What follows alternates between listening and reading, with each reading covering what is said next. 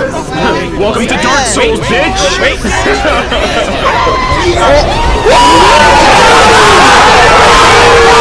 Bonjour à vous, fans de pop culture. Avant de reprendre les PEDG, je tenais à faire une petite vidéo qui va aborder les prochaines sorties de cet automne, qui sont juste ouf. Pour tout vous dire, je compte suivre environ une dizaine d'animés la saison prochaine, alors que bon, cette saison, je n'en suis que 3. Puisque entre les suites qui sont déjà attendues, les suites surprises d'animés qu'on attendait depuis longtemps, les nouveaux animés à haut potentiel, faudra vraiment être un chômeur pour pouvoir tout suivre en même temps. Ou un étudiant en art du spectacle, au choix. Et c'est pour cela que je veux parler de toi. Oui, toi, qui va te retrouver submergé par tout ce contenu qui va déferler sur toi d'ici quelques semaines. Ne t'en fais pas, je suis là. Et je vais te guider. Je vais te recommander 3 suites qui valent le coup d'être attrapées pour cette saison et 3 nouveaux animés qui promettent de t'accrocher pendant plus de 12 semaines. J'exclus déjà tout ce qui est évidence, du genre My Hero Academia ou Spy X Family, tout simplement car ce sont des suites d'animés qui sont déjà ultra suivies et très régulières dans leur sortie, donc il n'y a aucun intérêt à te les recommander ici. Bon, si avec ça on est prêt, on commence par les suites.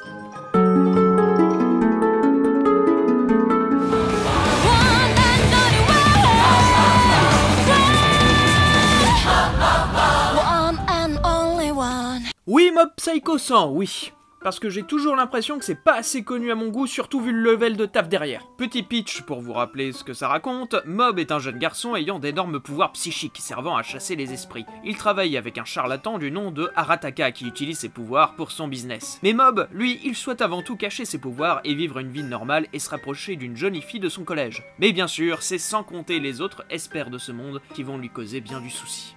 Écrit et dessiné à la base par One, l'auteur de One Punch Man, on y retrouve tout l'humour parodique de One et le personnage surpuissant roulant sur tout ce qui se trouve sur son passage. Mob Psycho 100 fait partie de ces animés qui embellissent l'œuvre de base. Entre les animateurs déchaînés qui pondent du Sakuga porn par paquet de sang, les visuels originaux, peinture sur verre, harmonicelle, sortie des années 90 et même dessin au sable, la série porte bien le message de son œuvre, la recherche d'identité de Mob et la glorification de l'originalité. Et même si parfois c'est du déjà vu et parfois assez convenu, cela reste sincère et bien loin du cynisme ambiant de certaines productions récentes. Et justement, cette sincérité, elle nous touche plus d'une fois. Entre la touchante et hilarante relation entre Mob et Reigen et celle qu'il entretient avec le club de muscu, Mob c'est aussi une série qui, comme tout bon shonen, insiste à devenir une meilleure version de soi-même. En bref, Mob Psycho 103 part déjà vainqueur car le staff n'a pas changé et les attentes du public non plus. Actuellement, seuls les lecteurs du manga peuvent savoir si la saison 3 sera au même niveau que la précédente. Même si je pense que ce sera plus dur que ça à imaginer, la série étant surtout une grosse performance technique,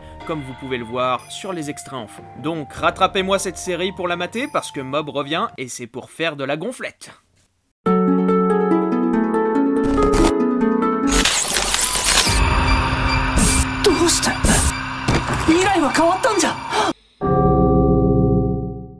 Là par contre, cette recommandation ne va sans doute pas plaire à tout le monde, car Pop Team Epic, c'est un animé de comédie extrêmement particulier. En vrai, personnellement en général, l'humour japonais, c'est pas toujours mon truc. La comédie en mode « Oh là là, je dis un truc incongru !»« Oh oui, c'était vraiment incongru !» me saoule. Mais ça, c'était avant. Pop Team Epic, c'est un animé à sketch, où s'enchaînent pendant 10 minutes des parodies, de l'animation expérimentale, de l'absurde, des dessins moches, des français. Oh mon dieu, les baguettes ici sont tellement bonnes! Tels étaient au départ les ingrédients pour une comédie parfaite. Entre animation décalée volontairement grotesque, humour absurde et plans en prise de vue réelle, la première saison de Pop Team Epic m'avait charmé au plus haut point. De prime abord complètement stupide, la série est en fait d'une ingéniosité sans fin et brise les codes de l'animé comme on le connaît. Entre les seiyuu qui changent à chaque épisode, voire même dans l'épisode puisqu'il y a une partie avec des seiyuu féminins et une partie avec des seiyuu masculins. Le changement de style d'animation, le détournement des stéréotypes, des parodies de films, de séries et l'absence de fil rouge, on ne sait clairement jamais où va la série et c'est ce qui fait tout son charme. Les personnages sont des personnages de situation et peuvent très bien devenir des ersatz de Monsieur Bison comme être des Yakuza pour au final aller plus tard s'acheter une voiture parce qu'elle cache bien les traces de sang. Ça donne une identité propre à la série et ça me gonfle de voir que cet animé est souvent juste vu comme con pour être con. Clairement, si vous n'avez jamais vu Pop Team Epic, je vous recommande d'aller voir des extraits sur YouTube pour voir si c'est votre type d'humour. Et si ça l'est, foncez sur l'animé, c'est une pépite. Et pour la saison 2, hein? Bah ça a l'air d'être aussi cool.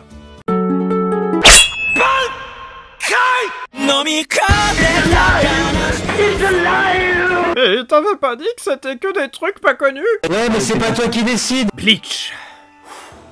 C'est un gros morceau. On ne l'espérait plus. On n'y croyait plus. Et pourtant, il est là. Une nouvelle saison de Bleach après 10 ans d'absence. Là, je vous dis pas, les vieux fans de Bleach, ils ont les couilles bleues, hein. Ils ont très hâte de voir la suite et la fin en animé de leur manga fétiche. Mais bon, allez, pour ceux qui n'ont jamais suivi Bleach, quelle erreur. Je vous recommande de vous y intéresser. Pour une bonne culture G, avoir vu ou lu Bleach est une bonne pratique pour un fan de Japanimation. Quant aux fans actuels, eh ben ça fait 10 ans qu'on attend, et autant dire que se contenter du gacha Bleach Brave Soul, ça devient vite usant, mais dès qu'on a vu le trailer...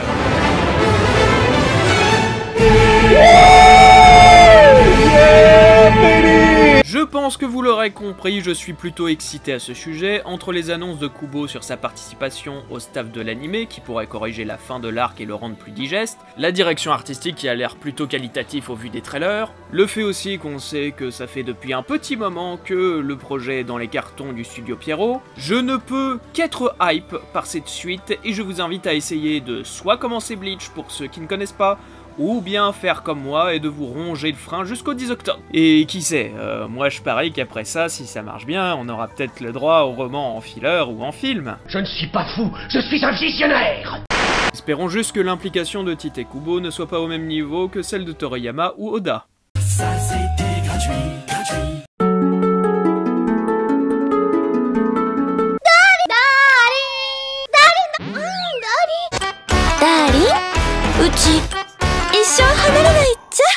Et David Productions nous remet le couvert avec un autre remake d'une œuvre culte des années 80. Urusei Yatsura, vous connaissez peut-être sous le nom français Lamu, qui passait dans le Club Dorothée, mais aussi peut-être connu par des mordus de BD françaises, comme l'une des principales inspirations de la BD Maliki. Pour le petit pitch, Lamu est une superbe extraterrestre aux bottes tigrées et souvent en tenue très légère. Et ça, pour être légère, putain, on peut pas faire plus, hein. Elle tombe amoureuse du terrien Ataru, après que ce dernier ait gagné un défi contre elle pour sauver la Terre. Lamu est excentrique et extrêmement jalouse. Quant à Ataru, c'est un coureur de jupons ambulant. Le couple est déjà explosif. Et comme si ça ne suffisait pas, ils vont être confrontés à des extraterrestres, voire même à des terriens encore plus fous les uns que les autres. Urusei Yatsura, ça fait partie de ces comédies cultes au même titre que Ranma 1/2 à la même époque.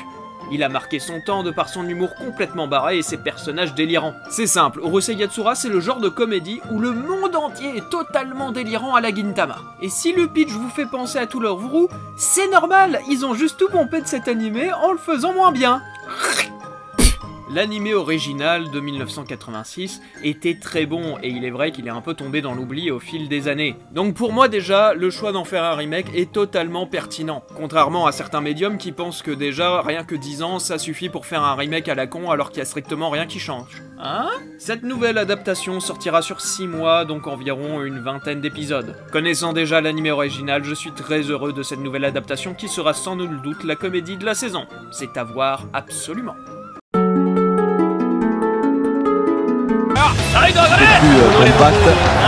Ouais, c'est passé dans le dos le centre, Lucas. Allez, second poteau, Pavard. Ah, Blue Lock. Blue Lock, Blue Lock, Blue Lock.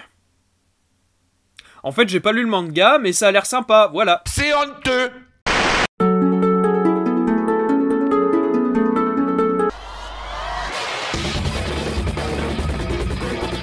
Évidemment, Chainsaw Man. Tous les jours, Chainsaw Man. Du matin, du midi, jusqu'au soir. Et ça va péter. Sans doute la série qui a le potentiel d'être l'animé de l'année, avec derrière un studio qui, quand on lui laisse le temps, fait des merveilles, avec une histoire ouf. C'est quoi l'histoire? C'est Denji qui se frite avec des démons en se transformant en tronçonneuse et veut se taper sa bosse et manger des tartines. Rien ne peut venir à bout des rêves d'un homme. À la base écrit par le jeune mangaka Tatsuki Fujimoto, qui n'arrête pas d'enchaîner masterclass sur masterclass, je sais pas comment il fait, ce mec est pas fait comme nous. Chainsaw Man est clairement une anomalie dans le Weekly Shonen Jump, et ça il faut être très clair. C'est un manga extrêmement cynique face au public qui le lit, et ça c'est très audacieux déjà. Fujimoto c'est un mec qui brise les codes de narration du shonen, et de façon extrêmement subtile, et c'est ça qui est appréciable. C'est pas cynique pour être cynique, ça porte un message extrêmement grand, extrêmement puissant. Si l'anime est aussi bon que le manga, alors une partie du public va exploser. Chainsaw Man a tout pour être une pépite de cette année, voire soyons fous de la décennie. Mappa a déjà évoqué ses ambitions d'adapter les autres œuvres de l'auteur, donc je pense qu'ils sont extrêmement déter pour nous pondre un putain de chef-d'œuvre. Cela fait en plus de nombreuses années que les fans attendent cette adaptation, comme on peut le voir via YouTube avec les nombreux fan-made extrêmement impressionnants sur YouTube. Je vous recommande de vous jeter sur Chainsaw Man, même si je pense que vous l'auriez fait sans mon aval, et jetez-vous aussi sur Fire Punch. Sur ce, je pense que ça conclut les animés que je vous recommande cette saison.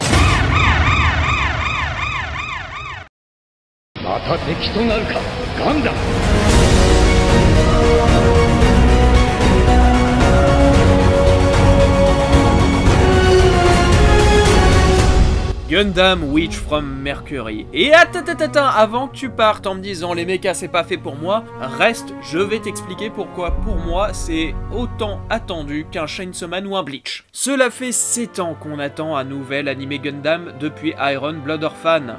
Et non, Build Diver, ça ne compte pas! Après le remake de Requiem pour un massacre, Gundam Art Online et ce truc... Gundam est enfin de retour avec pour votre plus grand plaisir la première héroïne de la saga dans My Gundam Academia. Un prologue est déjà sorti il y a un mois et confirme que cette série sera accessible à tous, même aux newbies. C'est loin, mais c'est beau. Mais enfin je te parle à toi, oui toi qui veux pas te mettre à Gundam car la timeline est compliquée. Alors de 1... oui, elle est un peu compliquée, d'accord, ça je te l'accorde, mais de 2, cet animé est hors de toute timeline, comme beaucoup d'animés Gundam, donc il n'y a aucune excuse. Mais j'aime pas les mechas. T'aimes Code Geass? Bah ouais, mais... T'aimes SNK?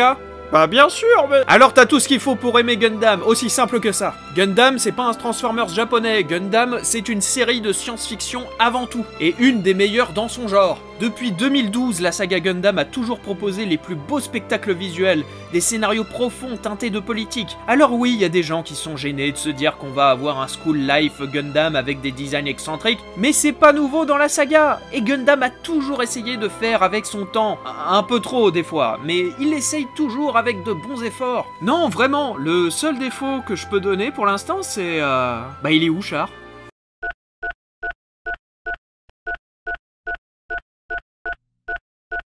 Vous vous appelez Amuro? Oui, je m'appelle Amuro. Je ris de vous.